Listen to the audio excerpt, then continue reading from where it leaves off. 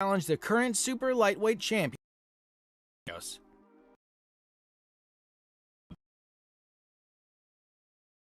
Don't forget to subscribe below. Gervonta Davis is one of boxing's biggest stars, with 24 wins and 0 losses, and 23 fought once last year, knocking out Leo Santa Cruz with a devastating uppercut in the 6th round, which some say was the best knockout of 2020.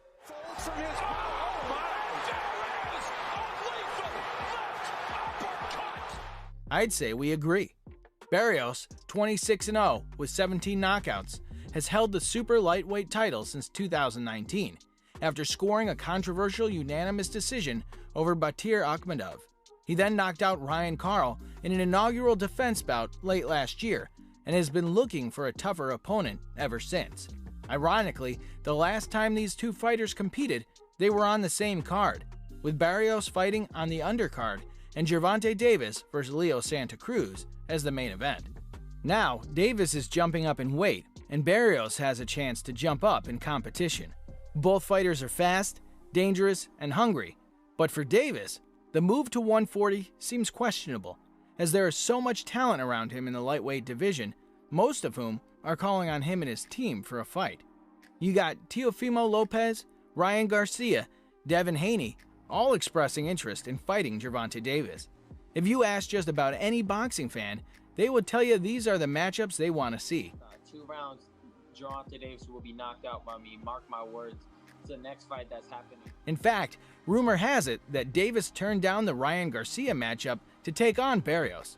Although Barrios may not be on that superstar level, he is undefeated and has the tools to dismantle any opponent he faces. The reason boxing fans are stirring over this matchup is because both of these fighters are exciting, skilled, and violent.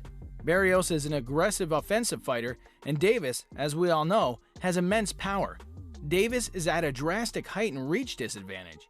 Barrios is 5 inches taller than the Baltimore Brawler and has a 3.5-inch reach on him as well.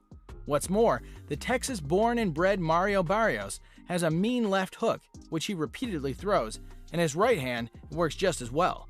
And there's that shot, beautiful right uppercut, and what's he do? He cleans up the work with the left hook on the temple.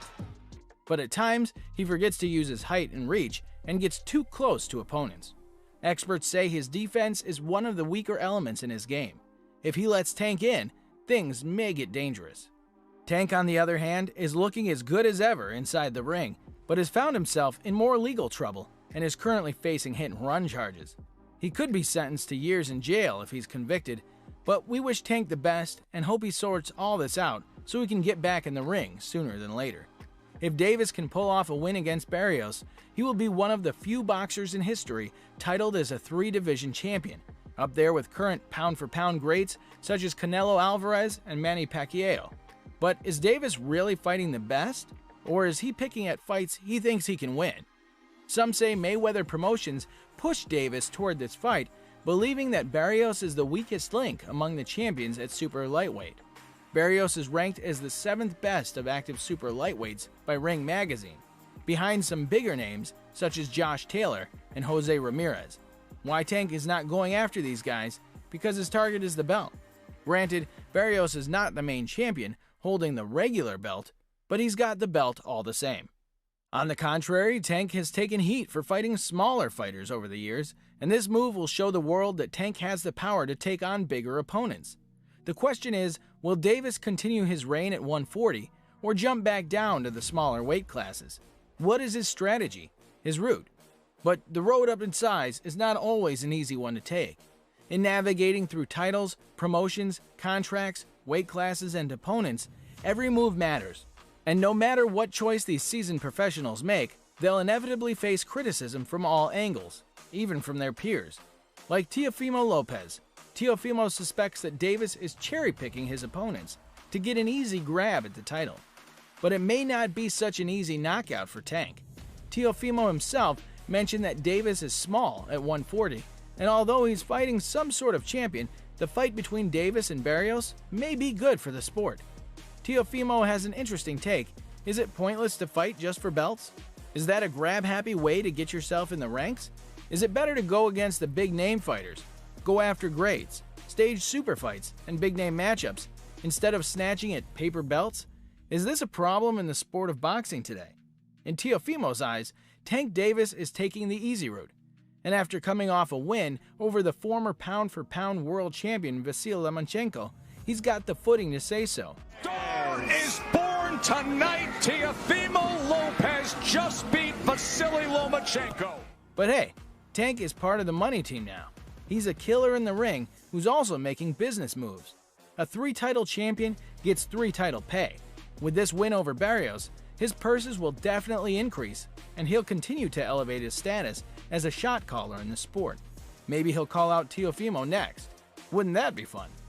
Some fighters, take Canelo Alvarez, can make these jumps and still retain their speed and power, thus going on to dethrone bigger champions and walk away with their belts conquered. But Canelo is few of many, and some of the greatest fighters have gotten caught for overreaching their abilities. The most recent example that comes to mind is Israel Adesanya, phenomenal mixed martial artist and athlete, one of the UFC's biggest and most promising stars.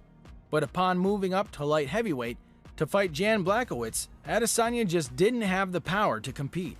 As talented and skilled as he is, now the possible fight between Adesanya and John Bones Jones has lost its fire, like many other potential matchups fight fans have been looking forward to. This is boxing, but for Tank, the comparison is there. He has a lot to lose in this fight. If he fails, his win streak will be crushed, perfect record scarred, and his momentum will be halted. More exciting matchups, Ryan Garcia, Teofimo Lopez, Devin Haney, won't have the same dazzle. He'll have to fight to get back to the top, and losing to a less famous name, even if that fighter is equally talented, never looks pretty. All this is not to say that Barrios isn't talented. He is wildly talented, but he just doesn't hold the fame and status as Gervonta Davis. That could change if he manages to upset the superstar. We've seen fighters mischoose opponents and derail their career. Sometimes they come back. Take Anthony Joshua. And sometimes they aren't able to recover from the upset loss. Either way, one wonders if this fight could be dangerous for Tank. And Barrios, he could have a chance to cement his name as a pound-for-pound contender. The date and location has yet to be determined for this one, but insiders guess it should land somewhere around June, most likely on Showtime pay-per-view. With Davis's legal troubles in mind, none would be surprised to see Barrios move on to another fighter. What do you think? Will this fight actually happen? And if so, does Barrios get the upset, their belt at 140?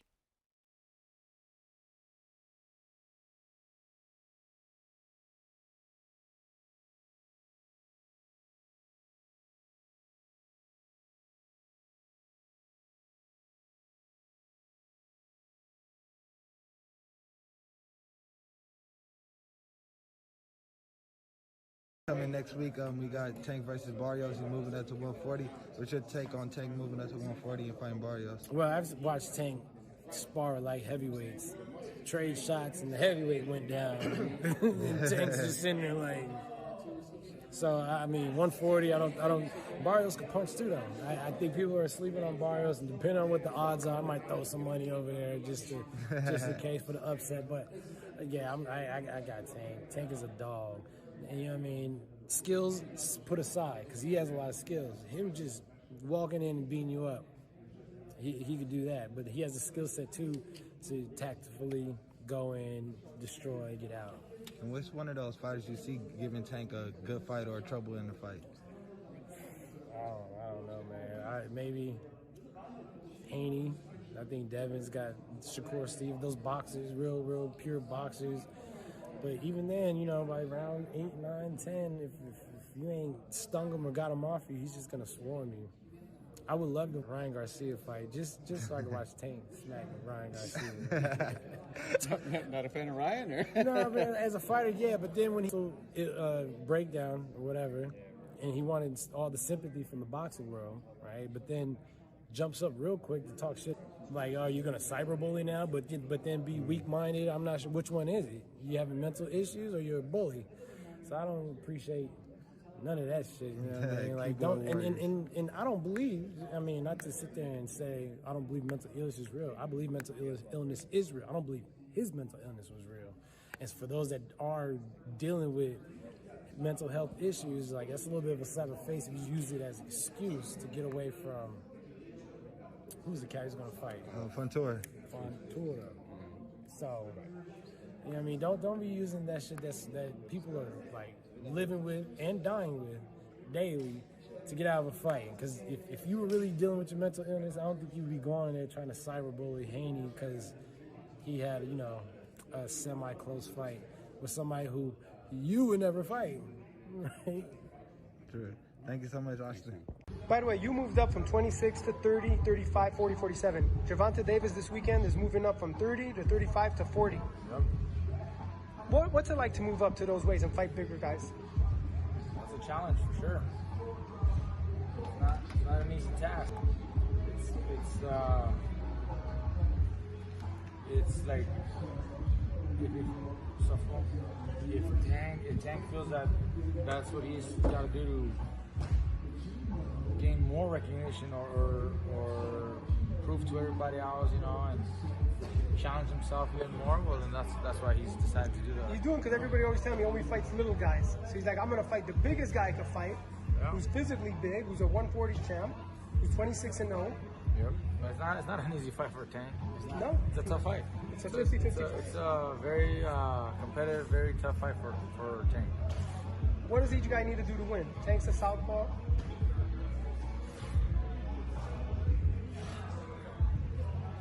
I don't know, man. See, Barrios, even though he's the taller and bigger fighter with longer reach, he doesn't quite fight like that. You know, he stays on the inside. He likes to trade punches. He likes it. He has an exciting style. Yeah? It's hard to say. I mean, he could also hurt Tank. He could hurt Tank, or Tank could possibly hurt him too. Tank hits hard. He cracks. It's going to be an interesting fight. Robert picked Barrios, right? Robert, do you have a prediction for that one? Not quite. No, I'm not really. That's a Saturday, right? In Atlanta. It's a good fight. I'm excited. It's a very good fight. That's probably the best fight of this summer fights that we've had already. The last few weeks we've had some good fights, and there's a few scheduled upcoming fights. But I think that's the most cool, you know, paired fight matchup. Okay. I already told Kenny, look, when Tank goes down in like round 10, right? I'm gonna take his ass out to eat with the money that I win from the fight, right? Because after that, then we're gonna make some real money, right?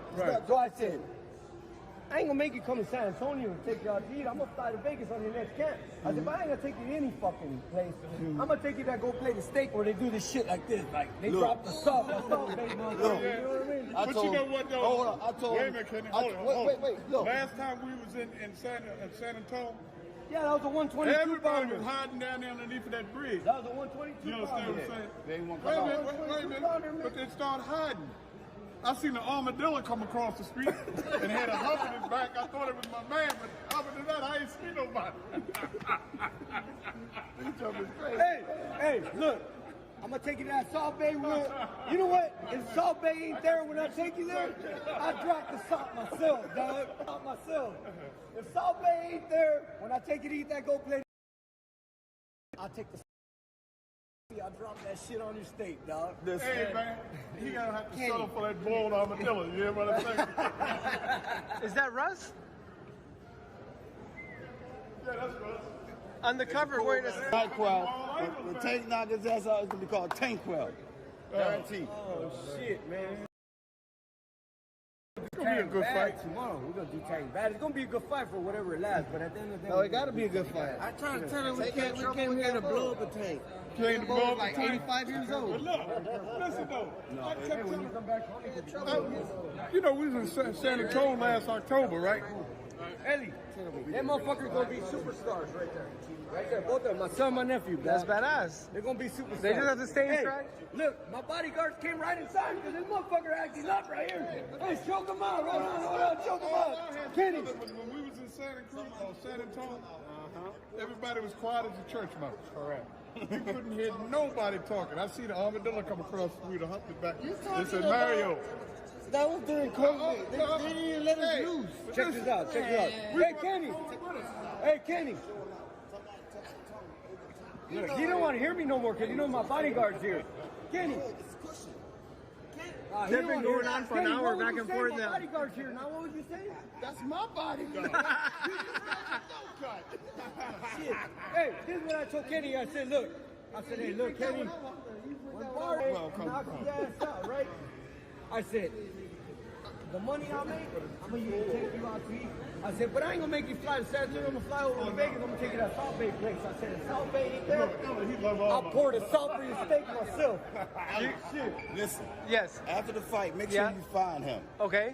And interview him. I got him. You don't got to find me. I'll find Ellie. Shit, goddamn it. Ellie ain't hard to find. Ellie ain't hard to find. That's a puppy rock one right there. Look at him. Which one? Where? With the black t-shirt. Black kid. Hey, come here. Hey, come here. Come here. He got a rock roll knock on him too. Come here. He walked up on me like a Look, rock hold dog. up. Hold up. Tell Ellie, sit back. Who gonna knock the shit out of who? Gervonta Davis. You look strong, right? Who gonna win? Who's gonna win? I need you to bring a shovel. Bring a shovel. Barrios. Hey, Mario is 6. Mario is 6. Oh shit, I said 10. Somebody- I love this motherfucker right here. I said 10. Somebody bring a shovel to peel Mario ass up off their feet. Yeah, Hey, 6. I just want to see your face when your boy get his bell rung for the first time. I'm like Shaka Zulu out here by myself, but I'm gonna take on the whole fucking world. Hey, Rick was in there by himself with y'all earlier, Hey, too. you're gonna be Rick was all by shocked as himself shit. in there with you. Everybody's all scared. I walk in there, motherfucker. I start fucking with Kenny and Calvin, and I'm just like, I just say the truth, bro. Your boy gonna get slipped. That's it. You'll have to agree to disagree, and it's all going to go down tomorrow in the center of the ring. And That's the good it. thing is, we're gonna find out tomorrow. Hey, nah. Tank Davis in 5. Thank you. Knockout. Thank you. Knockout. You know why he look? Put the camera back on him. You know why he's Knockout. saying that, right? Tank Davis He's in saying 5. that because he's the same height as Tank. Look at that shit. Tank Same Davis. height as Tank. That's why he's saying that. He's looking out for the little people. Hey, Look at the script. he came up to me earlier and he wanted a Barrios shirt, though. He's like, give me a Barrios shirt, sign it. I think Tank got the... get the shirt, No, the little man said that. You know that shit. If somebody jump him in that motherfucker, one man ain't gonna do it. Hey, well, you know what? Never felt this. All right, there you have it. Stay tuned. For you report that coming back reporting.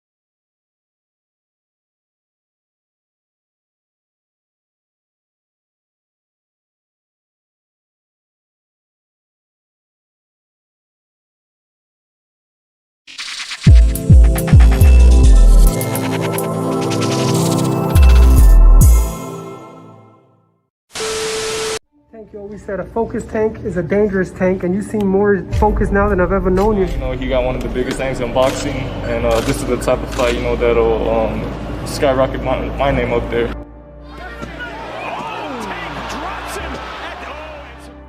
June 26th, State Farm Arena. A night in which Baltimore's hometown hero returns to the square circle for one more showdown. Shouldn't call him the tank. He should be the sports car, because once he goes, his speed is impressive, champ. This time, though, against a 140-pounder who's yet to taste defeat either. Moving up 10 pounds in weight, Gervonta now takes one more bite into his hunger for greatness as he collides worlds with a heavy-handed opponent in an attempt to conquer a third-weight division. Davis' confidence is growing by the second.